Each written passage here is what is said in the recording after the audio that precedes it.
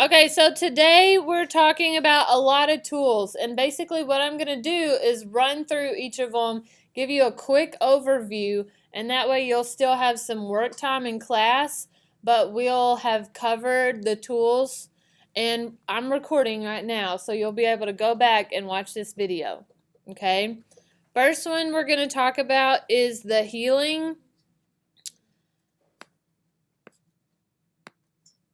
tools. The default one is the spot healing brush tool, and then under that you've got healing brush, patch, content aware, and red eye. So let's start with the spot healing brush tool. Okay, so when I place my lovely image of this frightened looking child into my Photoshop file, it is a smart object. How do we know it's a smart object again? Yes, this little icon down in the bottom right corner of the layer. Good. If you notice, it gives me the you can't do this sign when I'm like trying to click. And if I do try to click, it says the smart object must be rasterized before proceeding. And then it asks you, do you want to rasterize the smart object? I'm going to hit OK, and look, that makes it a rasterized object, not a smart object. That's fine for the purposes of what we're doing, and then whenever we get done, we'll convert it back to a smart object. Because remember, we like smart objects. Smart objects are good. Okay, so with the spot healing brush, like he's got a little blemish or something right here, I can just click it, and as long as my setting up here is on content aware, it'll pull, what it's doing is it's pulling different areas of the document like around it and trying to formulate like a skin-like texture in a regular color, not that red color.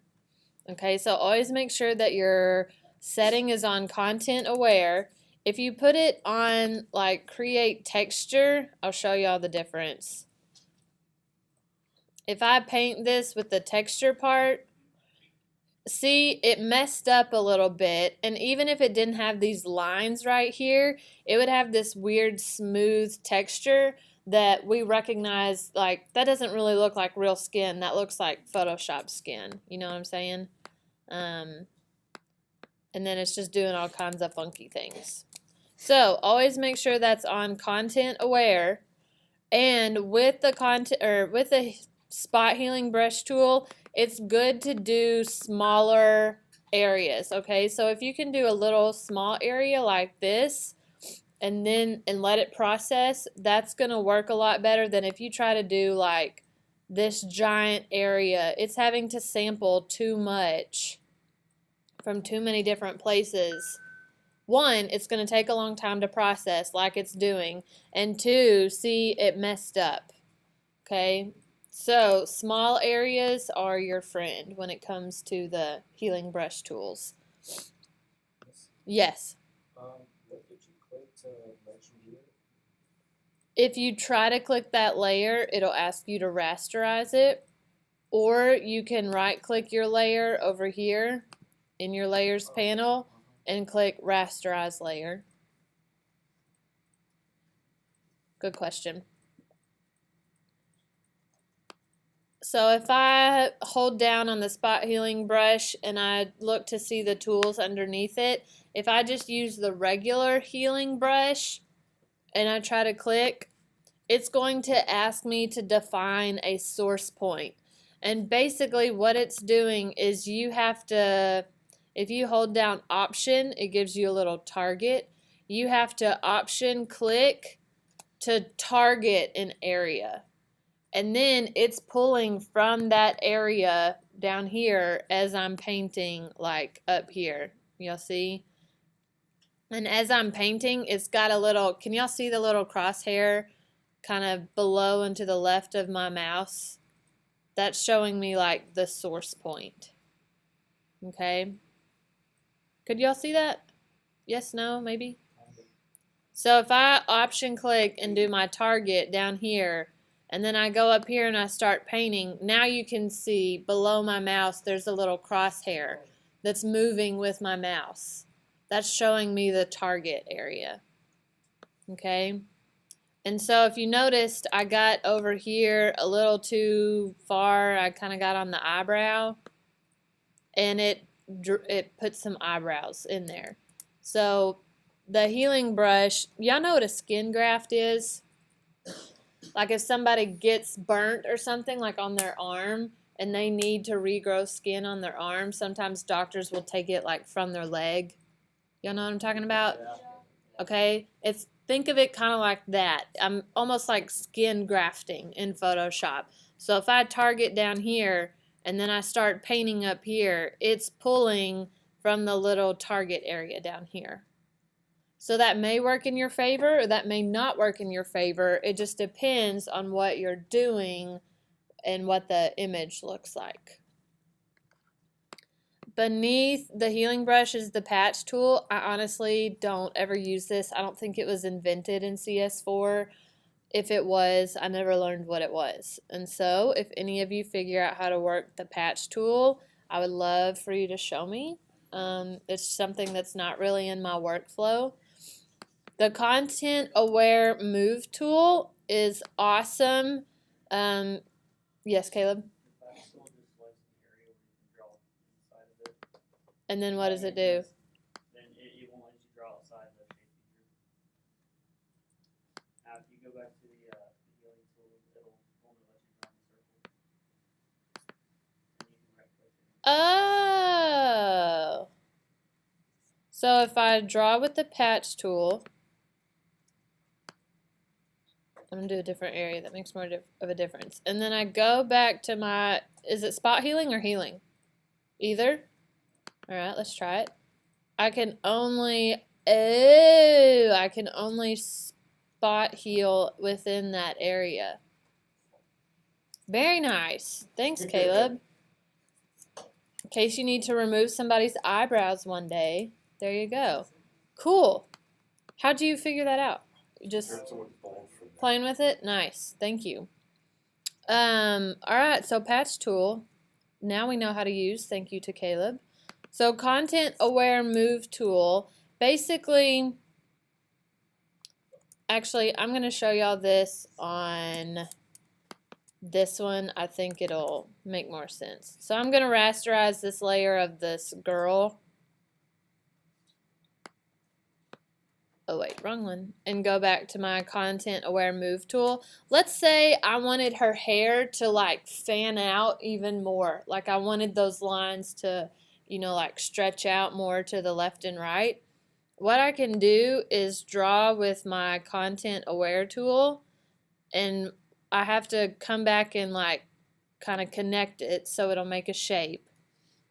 And then I can move that over, and what it's going to do is it's going to try to piece these two parts of the image together so they don't necessarily look like they're copycatted, if that makes sense. So if I deselect, it tried to like blur this line so this all looks like it was one thing and I didn't copy it over. Does that make sense? Like it's trying to muddle this so that it looks like I had that part of the image to begin with rather than I copied it. Make sense? Yes? No? Maybe? Kind of? Okay. I know it's like, wait, what?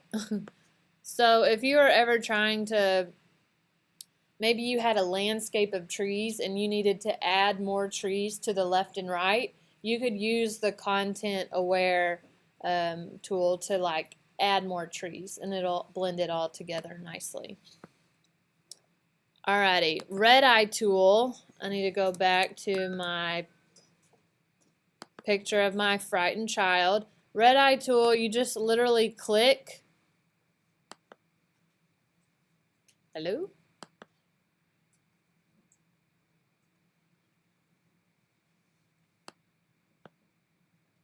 What? Why isn't it working? I'm on the right layer, right?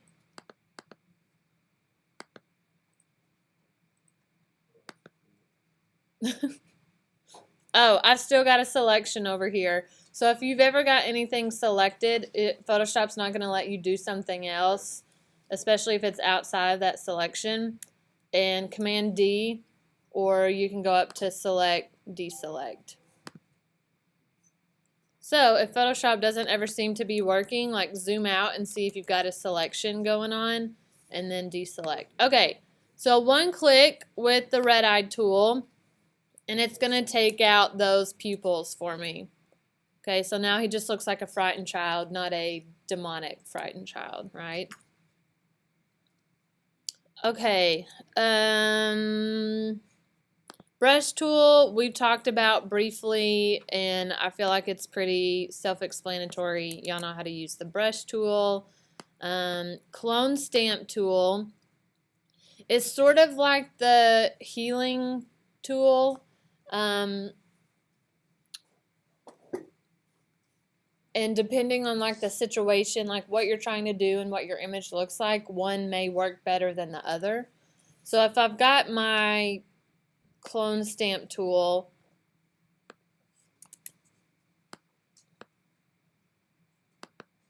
it's also going to ask me for a target. So I have to option click to set my target. So maybe my target's over here on the right eye while I'm painting over here on the left eye. Okay, the only thing with the clone stamp tool is it doesn't try to like fix it afterwards. Like what you see is what you get with the clone stamp tool. Whereas this healing brush, you know, it was taking a second to process afterwards and it would kind of like help fix my lines and stuff for me.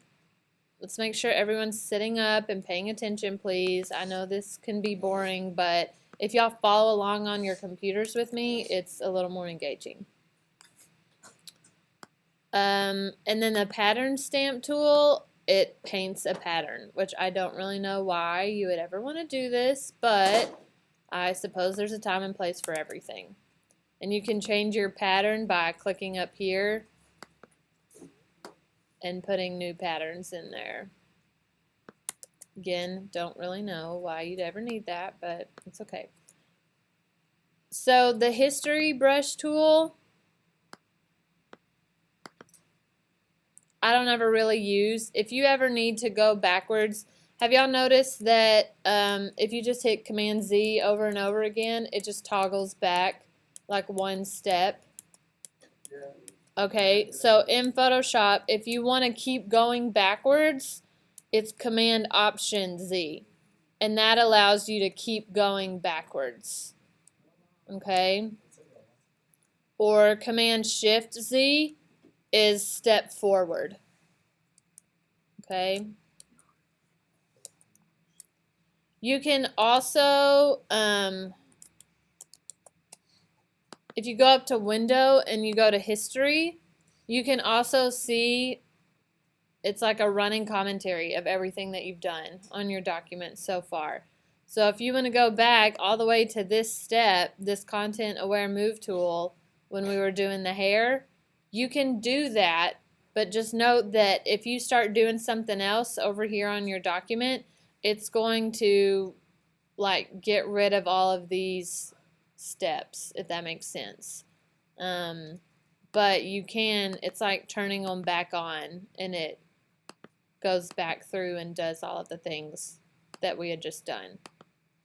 Okay, so if you're like, I don't want that pattern stamp, you can go back to the red eye removal tool, and then, you know, if you get your brush and you start drawing a mustache on this guy, then it's going to replace that pattern tool. Make sense? I won't draw a mustache on him. That's not nice. Okay, so we talked about pattern stamp. The erase tool, again, like if you erase a rasterized image or part of it, you can't get that back once you move on from that step. So that's why I really encourage that y'all mask instead.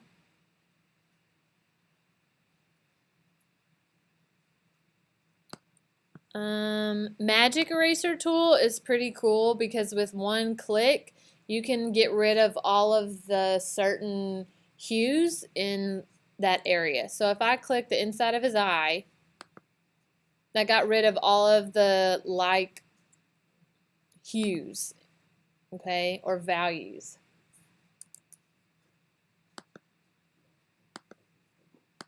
Creepy. Alright. So that's the magic eraser tool.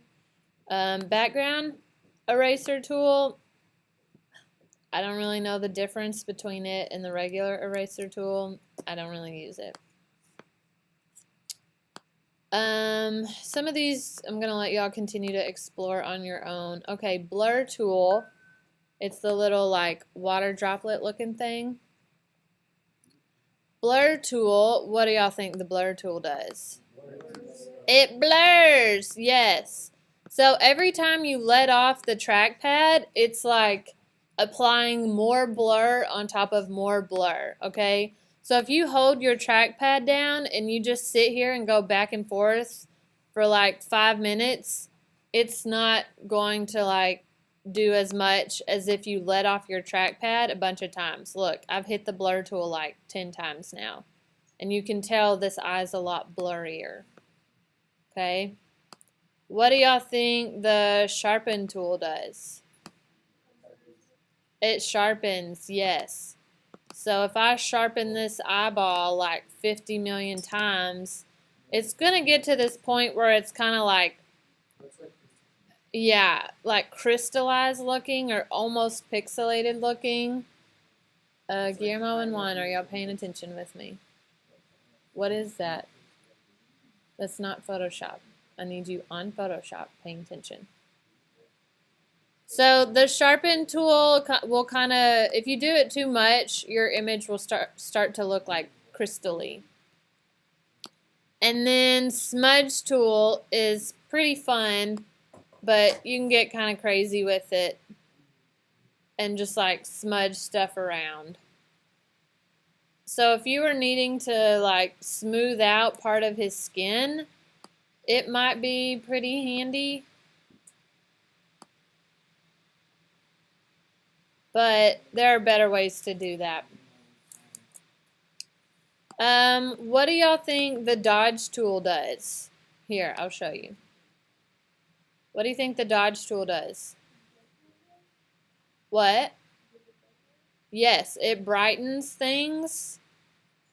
Okay. And then what do you think the burn tool does?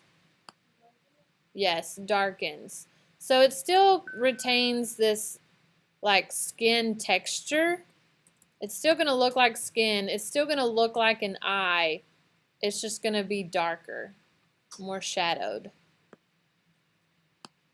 And then what do you think the sponge tool does? Does it remove the dodge or burn? It doesn't remove the dodge or burn. I'm sponging all of this right now. What do y'all think it does? No, it doesn't blend it. What's it doing?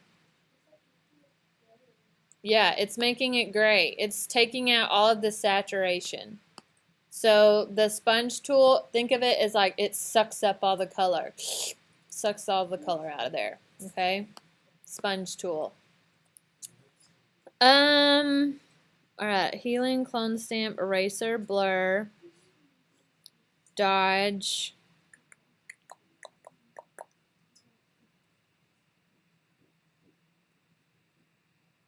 The hand tool down here, I mean, it's just like how you move around your canvas. You can even rotate the view if you want. So like some people when they're drawing, they want to rotate their canvas and then you can just like reset it when you're done. The rest of these we've either covered in Illustrator or y'all can kind of explore on your own. 3 more things and then we'll be done, okay? Let's say I wanted to put this image in the word pattern.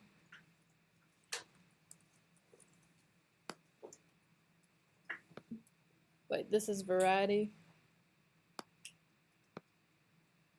Actually, I'm going to put it down here in the word variety. Remember, I'm just command clicking to like select that object on my layers panel so I can move it. Okay, so if I've got the word variety, and let's say I wanted to basically cut out this picture and put it inside my letters. One easy way to do things like that in Photoshop is if you command click the layer. So like right now I'm holding down command and you can see it's giving me that little marquee box by my cursor. If I command click, it'll give me marching ants around whatever that layer is. Okay, so if I command click body copy, it's going to give me marching ants or a selection around body copy. If I command click the whole image, it's going to make that whole image a selection. Okay, so if I command click the word variety, what do I need to do to the image to get it cut out and inside variety? Anybody? Oh, yes, we've command clicked it. So now we've got variety selected. And then if we do a clipping mask, whoops, variety is on top of it. If we do a clipping mask, I've basically just put that picture inside the words variety. Okay, so you can always command click here to the side and it'll select whatever you just command clicked.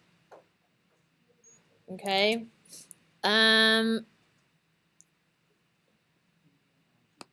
Let's go up to select. We've got two more things. Y'all hang with me, please. Go up to select and then click color range. If you're ever needing to isolate or just choose like one color in a document, you can do that with select color range. So let's say I'm wanting to choose everything that is black. If I move my cursor over here, it automatically turns into an eyedropper. And then I can click the color black and it's only showing me what's on that layer. Okay, so if I want to isolate the black in red eye example, I've got to be on that layer. So select color range and then I choose black and then I can mess with the fuzziness. Oh wait, it's picking up this stuff down here. Huh. It's supposed to. I wonder why it wasn't doing it in that other image. Anyway, so you can adjust the fuzziness, basically how sensitive or how precise it is. If you want it more sensitive, obviously your fuzziness is going to be higher. And then you just hit OK, and what it does is it creates a selection based on your select color range action. Okay. And how do I get rid of a selection? Do y'all remember? What's my shortcut? Or what do I go to? Command D. Yes, thank you, Colby. Command D, or you can go up to select deselect. That gets rid of your marching ants. Okay. Last thing, have y'all played with the filters any? Yes? Yes, no, maybe? Some of y'all? Okay. So your filters, if you put a blur on this red eye example and it is not a smart object, then whatever you're doing, like your filter, it is permanent on that object. Okay, so if I go do a bunch of other stuff, like I get a brush and draw, I can't go back and edit this filter because it's not a smart filter. Okay, if I put a filter on a smart object,